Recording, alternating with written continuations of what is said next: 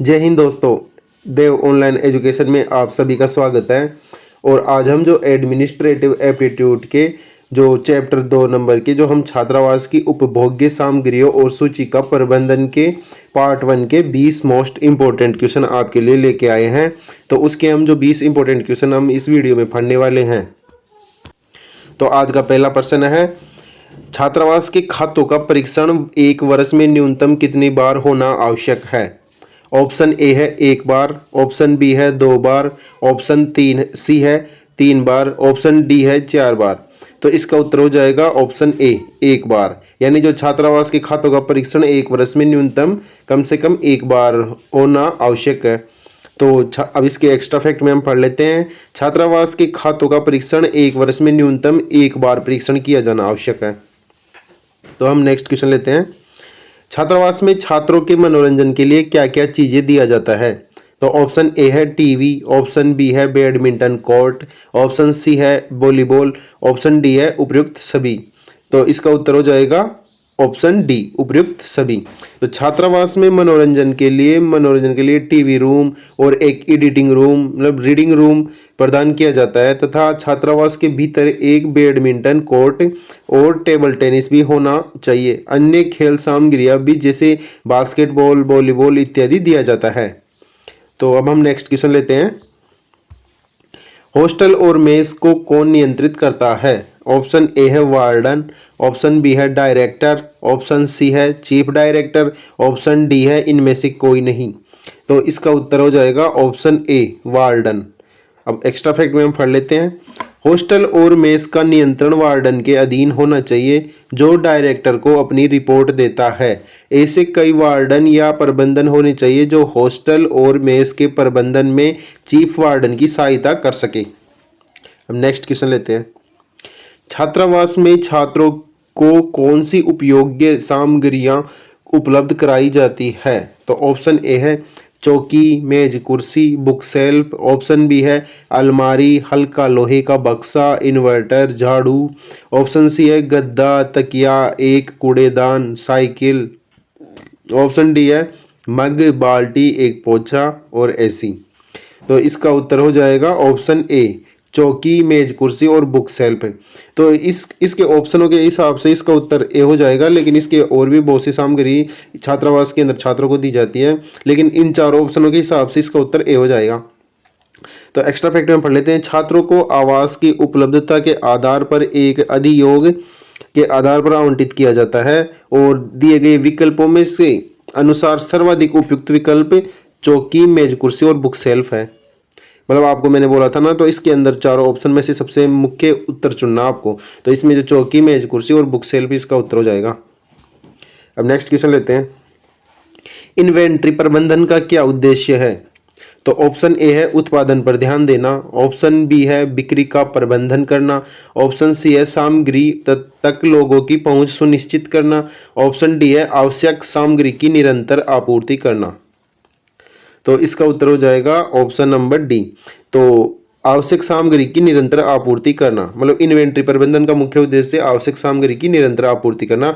मतलब जितने भी हॉस्टल के अंदर जो जरूरी साजो सामान होते हैं उनकी लगातार निरंतर आपूर्ति करना ही इन्वेंट्री प्रबंधन का मुख्य उद्देश्य है। तो एक्स्ट्रा फैक्ट में हम पढ़ लेते हैं, तो इन्वेंट्री प्रबंधन का उद्देश्य उत्पादन और बिक्री प्रक्रिया को सुचारू रूप से चलाने के लिए आवश्यक इन्वेंट्री को बनाए रखना है। नेक्स्ट क्वेश्चन लेते हैं, छात्रावास प्रबंधन समिति का गठन कितने वर्ष के लिए किया जाता है। तो ऑप्शन ए है 1 वर्ष, ऑप्शन बी है 2 वर्ष, ऑप्शन सी है 3 वर्ष, ऑप्शन डी है 5 वर्ष। तो इसका उत्तर हो जाएगा ऑप्शन ए 1 वर्ष। मतलब छात्रावास की जो प्रबंधन समिति का गठन 1 वर्ष के लिए किया जाता है। और अब मैं एक्स्ट्रा फैक्ट में हम पढ़ लेते हैं, छात्रावास प्रबंधन समिति का गठन 1 वर्ष के लिए किया जाता है और प्रत्येक वर्ष नई प्रबंधन समिति का गठन होता है जिसमें कम से कम 2/3 छात्र नए छात्रों द्वारा प्रतिस्थापित कर दिए जाते हैं। अब नेक्स्ट क्वेश्चन लेते हैं, वार्डन यह कैसे सुनिश्चित कर सकता है कि छात्रावास की संपत्ति और उसकी सुविधाओं का सम्मान करेंगे। तो ऑप्शन ए है छात्रों की इच्छा अनुसार छात्रावास के बुनियादी ढांचे को संशोधित करने की अनुमति देना। ऑप्शन बी है छात्रावास की संपत्ति को किसी भी मामूली क्षति के लिए छात्रों को दंडित करना। ऑप्शन सी है छात्रों को उनके कारण होने वाले किसी भी नुकसान की रिपोर्ट करने में हतोत्साहित करना। ऑप्शन डी है छात्रावास संपत्ति के सम्मान के महत्व के बारे में जागरूकता पैदा करना। तो इसका उत्तर हो जाएगा ऑप्शन डी, छात्रावास की संपत्ति के सम्मान के महत्व के बारे में जागरूकता पैदा करना होगा। अगर वार्डन मतलब जो छात्रावास की संपत्ति और उनकी सुविधाओं का सम्मान के बारे में उनके बारे में चर्चा करेगा, मतलब छात्रों के सामने उनके बारे में जो जागरूकता पैदा करेगी, तभी तो छात्रों को जो उनकी छात्रावास की संपत्ति के बारे नहीं हो पाएंगे। तो अभी में एक्स्ट्रा फैक्ट में हम पढ़ लेते हैं। वार्डन छात्रों में छात्रावास संपत्ति के सम्मान के महत्व के बारे में जागरूकता पैदा करने के यह सुनिश्चित कर सकता है कि छात्र छात्रावास की संपत्ति और उसकी सुविधाओं का सम्मान करेंगे। अब नेक्स्ट क्वेश्चन लेते हैं। छात्रावास में प्रत्येक कमरे की जांच होनी चाहिए, मतलब जो छात्रावास के अंदर जो कमरे होते हैं उनकी जांच किस प्रकार और कितने दिनों में होनी चाहिए। तो ऑप्शन ए है सप्ताह में 2 बार, ऑप्शन बी है प्रतिदिन 2 बार, ऑप्शन सी है प्रतिदिन 1 बार, ऑप्शन डी है प्रतिदिन 3 बार। तो इसका उत्तर हो जाएगा ऑप्शन सी, प्रतिदिन 1 बार। मतलब जो हॉस्टल के कमरे हैं उनके प्रतिदिन 1 बार वार्डन के द्वारा उनकी जांच होनी चाहिए। तो छात्रावास एक्स्ट्रा फैक्ट में पढ़ लेते हैं। तो छात्रावास में प्रत्येक कमरे की जांच प्रतिदिन 1 बार अवश्य होनी चाहिए। ऐसे करने से कमरे में रहने वाले छात्रों की गतिविधियों पर ध्यान रखा जा सकता है, उन्हें किसी भी शरारतपूर्ण कार्य करने से रोका जा सकता है। मतलब अगर छात्रावास के कमरे के अंदर अगर वार्डन निगरानी करता है, तो अगर छात्रों की शरारतें और उनके कर्तव्य और उनके जो भी कर्तव्यों के बारे में वार्डन को जानकारी होगी, तो वार्डन की जिम्मेदारी है कि छात्रावास के प्रत्येक कमरे को दिन में 1 बार जरूर जांच करनी चाहिए। अब नेक्स्ट क्वेश्चन लेते हैं। छात्रावास प्रबंधन क्या है। तो ऑप्शन ए है छात्रावास का प्रशासन, ऑप्शन बी है समन्वय, ऑप्शन सी है ए बी दोनों, ऑप्शन डी है इनमें से कोई नहीं। तो इसका उत्तर हो जाएगा ऑप्शन सी, यानी ए बी दोनों। तो छात्रावास प्रबंधन का मतलब होता है छात्रावास का प्रशासन और समन्वय, मतलब जो छात्रावास के अंदर सारी व्यवस्थाएं और उनके अंदर प्रशासन लागू करना ही छात्रावास प्रबंधन है, जिसके आधार पर सभी छात्र उनके कर्तव्य को पालना करते रहे। तो अब इसके जो एक्स्ट्रा फैक्ट में हम पढ़ लेते हैं। तो छात्रावास प्रबंधन छात्रावास का प्रशासन और समन्वय दोनों है। आवास व्यवस्था, कमरे का आवंटन, सुविधाओं का रखरखाव, हाउसकीपिंग, सुरक्षा और वित्त शामिल है। मतलब जो छात्रावास प्रबंधन के अंदर ये सभी व्यवस्था आती है, जैसे रहने की सुविधा, कमरे का आवंटन, सुविधाओं का रखरखाव, हाउसकीपिंग और छात्रों की सुरक्षा और वित्त, मतलब जो इस छात्रों के लिए जो बजट पैसा होता है उनके अंदर जो उनका खर्चा, सभी छात्रावास प्रबंधन के अंदर आते हैं। अब नेक्स्ट क्वेश्चन लेते हैं। छात्रावास में प्रयुक्त सामग्रियों में शामिल होते हैं। तो ऑप्शन ए है कच्चे माल, ऑप्शन बी है स्टोर, ऑप्शन सी है स्पेयर और तैयार माल, और ऑप्शन डी है उपरोक्त सभी। तो इसका उत्तर हो जाएगा ऑप्शन डी, यानी उपरोक्त सभी। जो छात्रावास प्रयुक्त सामग्री में शामिल होते हैं, कच्चे माल भी होते हैं, स्टोर भी होता है, स्पेयर और तैयार माल भी लाना पड़ता है। तो अब हम इस एक्स्ट्रा फैक्ट में हम पढ़ लेते हैं। तो सामग्रियों के तहत प्रक्रिया में आने वाली सामग्री और कच्चे माल, स्टोर, स्पेयर, तैयार माल सभी को शामिल किया जाता है, क्योंकि हॉस्टल के अंदर कई प्रकार के सामानों की आवश्यकता पड़ती है। तो कई प्रकार की सामग्रियों की, तो उसमें हमारे को हॉस्टल के अंदर कच्चे माल भी रखना पड़ता है, स्टोर भी रखना पड़ता है और स्पेयर और तैयार माल भी लाना पड़ता है कभी कभी। तो ये सभी प्रकार के सामग्रियाँ छात्रावास के प्रयुक्त सामग्रियों में शामिल होती हैं। अब नेक्स्ट क्वेश्चन लेते हैं। छात्रावास मेस में आने वाले खर्च के बिल को मेस अधीक्षक कितने दिनों के अंदर भार साधक अधिकारी के यहाँ जमा कराता है। ऑप्शन ए है 2 दिन के अंदर, ऑप्शन बी है 3 दिन के अंदर, ऑप्शन सी है 4 दिन के अंदर, ऑप्शन डी है इनमें से कोई नहीं। तो इसका उत्तर हो जाएगा ऑप्शन बी, 3 दिन के अंदर। मतलब जो छात्रावास मेस में आने वाले खर्च बिल का मेस अधीक्षक मतलब जो 3 दिन के अंदर भार साधक अधिकारी तक जमा कराना पड़ता है। तो अब इसकी जो एक्स्ट्रा फैक्ट में हम पढ़ लेते हैं। तो छात्रावास मेस में आने वाले खर्च के बिल को मेस अधीक्षक 3 दिनों के अंदर भार साधक अधिकारी के यहाँ जमा करना पड़ता है। यह बिल प्रत्येक सप्ताह के अंत में कैशियर के द्वारा तैयार करके मेस अधीक्षक के यहाँ प्रेषित कर दिया जाता है।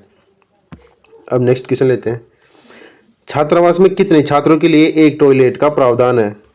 ऑप्शन ए है 7 छात्र, ऑप्शन बी है 10 छात्र, ऑप्शन सी है 15 छात्र, ऑप्शन डी है 20 छात्र। तो इसका उत्तर हो जाएगा ऑप्शन ए, यानी जो एक टॉयलेट छात्रावास के अंदर एक टॉयलेट एक टॉयलेट 7 छात्रों के लिए प्रावधान किया गया है। और अभी मैं एक्स्ट्रा फैक्ट में हम पढ़ लेते हैं। छात्रावास में छात्रों के लिए 7 छात्रों के लिए मतलब 7 छात्रों के लिए एक टॉयलेट का प्रावधान है और टॉयलेट में प्रकाश और हवा आने की उचित व्यवस्था होनी चाहिए। अब नेक्स्ट क्वेश्चन लेते हैं। भोजन व पेय पदार्थों जैसे उपयोग्य सामग्रियों के लिए किस विधि का प्रयोग किया जाता है? तो ऑप्शन ए है फीको विधि, ऑप्शन बी है फेरो विधि, ऑप्शन सी है लेपन विधि, ऑप्शन डी है इनमें से कोई नहीं। तो इसका उत्तर हो जाएगा ऑप्शन ए फीफो विधि, यानी इसका मतलब हो जाएगा फर्स्ट इन फर्स्ट आउट। तो जैसे अब इसका मतलब ये होता है जो जो कोई सामग्री अगर जल्दी खराब होने वाली तो उसका पहले उपयोग करना, और जो बची हुई है जो मतलब खराब होने मतलब टाइम लगेगा उसको बाद में यूज लेना। तो उन सामग्रियों को पहले उपयोग करना है जो जल्दी खराब होने की संभावना हो। तो अब इसके जो एक्स्ट्रा फैक्ट में पढ़ लेते हैं। फीपो का विस्तारण रूप फीपो यानी जो फर्स्ट इन फर्स्ट आउट होता है, वस्तुओं को उनकी समाप्ति तिथि तक पहुंचने से बचने के लिए सबसे पहले सबसे पुराने स्टॉक का उपयोग करना है। मतलब जो खराब होने जिनकी तिथि समाप्त होने वाली है तो उनका पहले उपयोग करना है, और जो पुराना स्टॉक है उसको पहले यूज करना है। तो इसका मतलब ये हो जाएगा। तो अब नेक्स्ट क्वेश्चन लेते हैं। छात्रावास में कितने छात्रों के लिए एक स्नानघर का प्रावधान है? तो ऑप्शन ए है 20 छात्र, ऑप्शन बी है 10 छात्र, ऑप्शन सी है 8 छात्र, ऑप्शन डी है 24 छात्र। तो इसका उत्तर हो जाएगा ऑप्शन बी यानी 10 छात्र। मतलब जो स्नानघर रखे गए हैं छात्रावास के अंदर 10 छात्रों के लिए एक स्नानघर का प्रावधान किया गया है, और टॉयलेट में जो 7 छात्रों के लिए एक टॉयलेट का प्रावधान किया गया है। तो अब हम जो एक्स्ट्रा फैक्ट में हम पढ़ लेते हैं।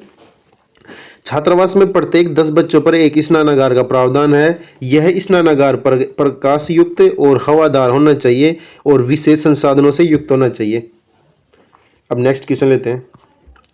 छात्रावास में उपयोग की जाने वाली सभी उपयोग्य सामग्रियों और वस्तुओं की एक व्यापक सूची बनाए रखने के लिए कौन जिम्मेदार होता है? तो ऑप्शन ए है छात्रावास अधीक्षक, ऑप्शन बी है प्रधानाचार्य, ऑप्शन सी है शिक्षार्थी, ऑप्शन डी है प्रबंधक। तो इसका उत्तर हो जाएगा ऑप्शन ए छात्रावास अधीक्षक। तो अब इसके एक्स्ट्रा फैक्ट में हम पढ़ लेते हैं। छात्रावास में उपयोग की जाने वाली सभी वस्तुओं की सूची बनाए जाने के लिए छात्रावास अधीक्षक की जिम्मेदारी होती है।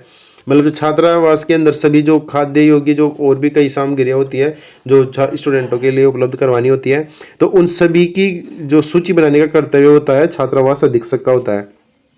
अब नेक्स्ट क्वेश्चन लेते हैं। छात्रावास में सामग्रियों के उचित रखरखाव के लिए आवश्यक होता है। तो ऑप्शन ए है नियमित साफ सफाई, ऑप्शन बी है नियंत्रण में होना, ऑप्शन सी है पूर्वानुमान व योजना, ऑप्शन डी है सभी। तो इसका उत्तर हो जाएगा ऑप्शन डी यानी सभी इसके उत्तर हो जाएंगे। तो मतलब सामग्रियों के उचित रखरखाव के लिए नियमित साफ सफाई भी आवश्यक है, क्योंकि कीड़े वीड़े लगने का कई प्रकार की डर होता है। फिर इनका नियंत्रण भी होना चाहिए, पूर्वानुमान या योजनाबद्ध भी होना चाहिए, मतलब योजना के अनुसार कितना स्टोर अपने पास पड़ा हुआ है या फिर कितना की और आवश्यकता है, तो उस हिसाब से इनके उचित रखरखाव करनी चाहिए। तो इस सभी की जो तीनों ऑप्शन है ये इनका तीनों उत्तर हो जाएगा। तो एक्स्ट्रा फैक्ट में हम पढ़ लेते हैं। तो छात्रावास में उपयोगी सामग्रियों को खराब होने से बचने के लिए इन सभी उपायों की आवश्यकता पड़ती है। अब नेक्स्ट क्वेश्चन लेते हैं। छात्रावास में उपभोग सामग्रियों की खरीद की जिम्मेदारी किसकी होती है?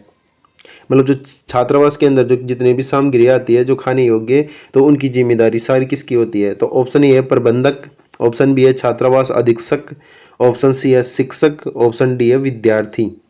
तो इसका उत्तर हो जाएगा ऑप्शन बी छात्रावास अधीक्षक। मतलब जो खाद्य सामग्रियाँ जो उपभोग्य सामग्रियाँ सभी की जिम्मेदारी छात्रावास अधीक्षक की होती है।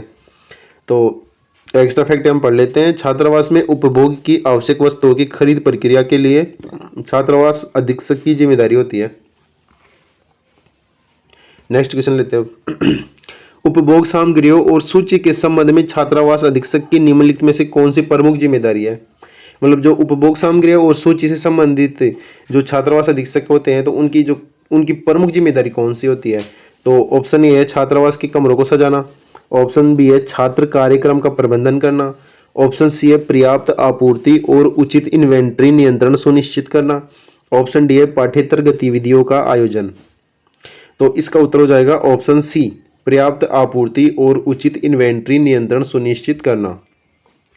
तो अब इसकी एक्स्ट्रा फैक्ट में पढ़ लेते हैं। छात्रावास में उपभोग सामग्रियों और सूची के संबंध में पर्याप्त आपूर्ति और उचित इन्वेंट्री नियंत्रण सुनिश्चित करना छात्रावास अधीक्षक की प्रमुख जिम्मेदारियों में शामिल है।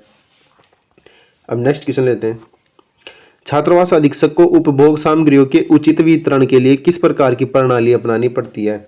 मतलब जो छात्रावास के अधीक्षक जो उपभोग सामग्रियों को जो छात्रों के साथ में जो वितरण किया जाता है तो कौन सी प्रणाली अपनाते हैं?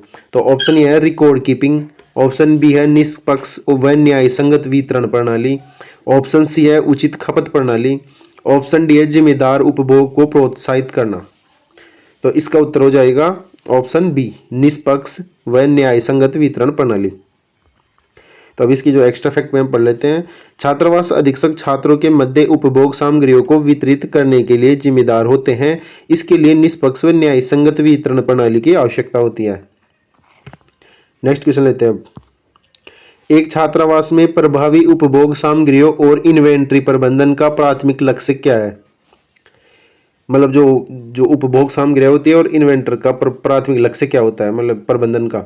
तो ऑप्शन ए है खर्चों को अधिकतम करना, ऑप्शन बी है आपूर्ति की गुणवत्ता को कम करना, ऑप्शन सी है लागत कम करते हुए उपलब्धता सुनिश्चित करना, ऑप्शन डी है स्टॉक स्तरों की अनदेखी करना। तो इसका उत्तर हो जाएगा ऑप्शन सी, लागत कम करते हुए उपलब्धता सुनिश्चित करना। मतलब तो छात्रावास के अंदर जो मतलब इसकी लागत कम करते हुए मतलब जो हमेशा छात्रों के लिए हर उपभोग्य सामग्री हमेशा उपलब्ध हो, ऐसा सुनिश्चित करना एक छात्रावास मतलब जो प्रबंधक का प्राथमिक लक्ष्य होता है। तो भी एक्स्ट्रा फैक्ट में पढ़ लेते हैं। एक छात्रावास में प्रभावी उपभोग सामग्रियों और इन्वेंट्री प्रबंधन का प्राथमिक लक्ष्य लागत कम करते हुए उपलब्धता सुनिश्चित करना है। आज की क्लास यहीं समाप्त होती है। अगर आपको इस वीडियो में अगर आपको जानकारी अच्छी लगे तो वीडियो को लाइक करें और चैनल को सब्सक्राइब करें। धन्यवाद।